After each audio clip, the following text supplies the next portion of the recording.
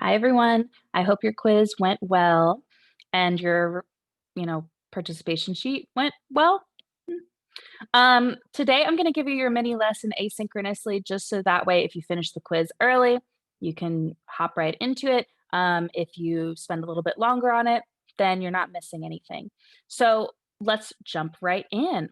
Um, so yesterday, we thought about how the smallest little moments, or last time I saw you, we thought about those small moments that reveal what a character is actually like. We're gonna do a little more work with that, but we're gonna change what we're looking at just a little bit.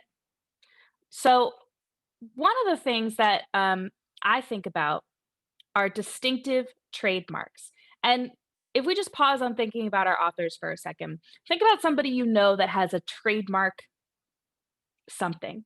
Like my example would be something I really miss, which is Teacher Kemi's laugh. My classroom is right next to Teacher Kemi's room, and I used to be able to hear sometimes her laughing through the wall, and she just has the biggest, most joyous laugh, um, and you can't help but smile when you hear it because you know that, like, something that is hilarious is happening. Another distinctive trademark might be Teacher Rich's math T-shirts. Now, I know that if Teacher Rich came to class and he was wearing like a full suit and tie, you would be like, "Oh my gosh, something's wrong," because it's so unusual, right? So you have these specific things that are like your personal style. And what's interesting is authors have that too. And once you get to really know your author, which is why we're focusing in on one book now, you get to figure out what their trademarks or their distinctive style of writing really is. And that's what we're going to be focusing on in our next week or so.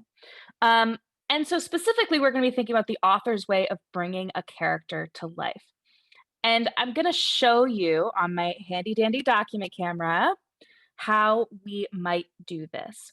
So, if we go back to this same section that we looked at last class, this little section where he talks about going to the local library and looking at Mooney Jim online.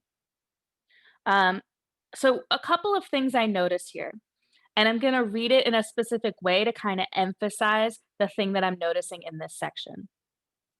Proceed instead to the local library and look up Mooney Jim online.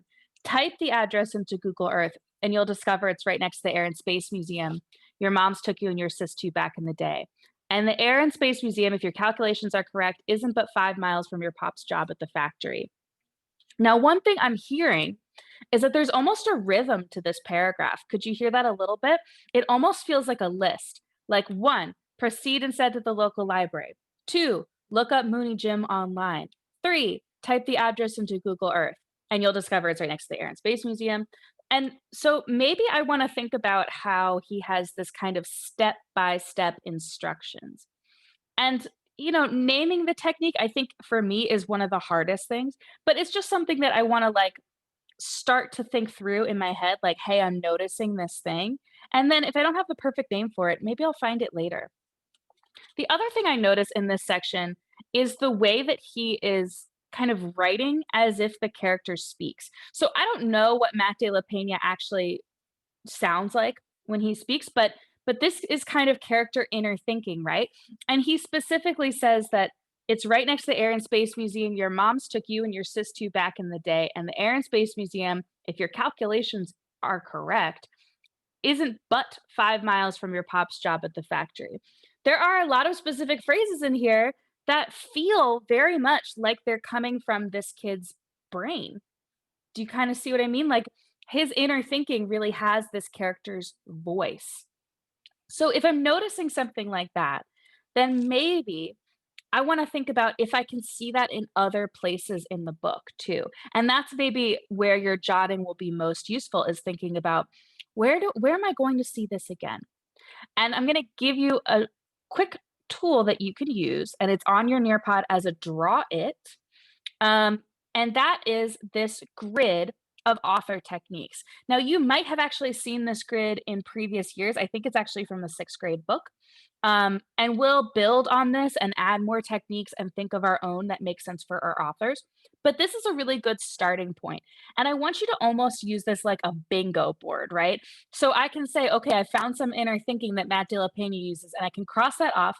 And maybe I want to just jot in my notebook inner thinking with the page number, or inner thinking with the beginning of the line and the page number.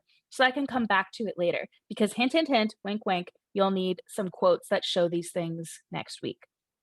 I also might say, okay, well, there's a revealing action here in that how he goes to the library shows that he is smart and tenacious and all of this stuff. And so I would probably put an X there too, and also put page 3, which is the page that the section I just read you is on. um, so this is a tool for you just to go through and kind of as you're reading, think if you can cross these things out. And in your work today, you're going to just keep analyzing those small moments in your book.